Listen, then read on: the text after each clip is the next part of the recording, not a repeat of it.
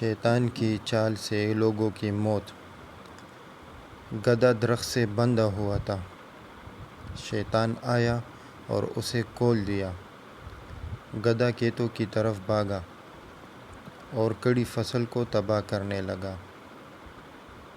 جب کسان کی بیوی نے دیکھا تو اس نے غصے میں گدھے کو مار ڈالا۔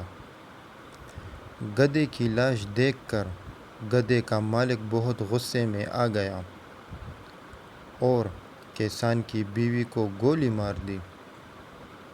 کسان اپنی بیوی کی موت سے اتنا مشتعل ہوا کہ اس نے گدھے کے مالک کو گولی مار دی۔ جب گدھے کے مالک کی بیوی نے اپنے شوہر کی موت کی خبر سنی تو غصے میں اس نے اپنے بیٹوں کو حکم دیا کہ وہ کسان کا گھر جلا دیں۔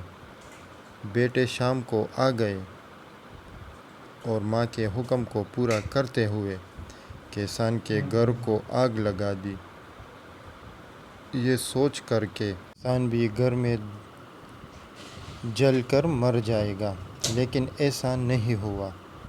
کسان واپس آیا اور گدھے کے مالک کے تینوں بیٹوں اور بیوی کو قتل کر دیا۔ اس کے بعد کسان نے توبہ کر لی اور شیطان کو کوسنے لگا۔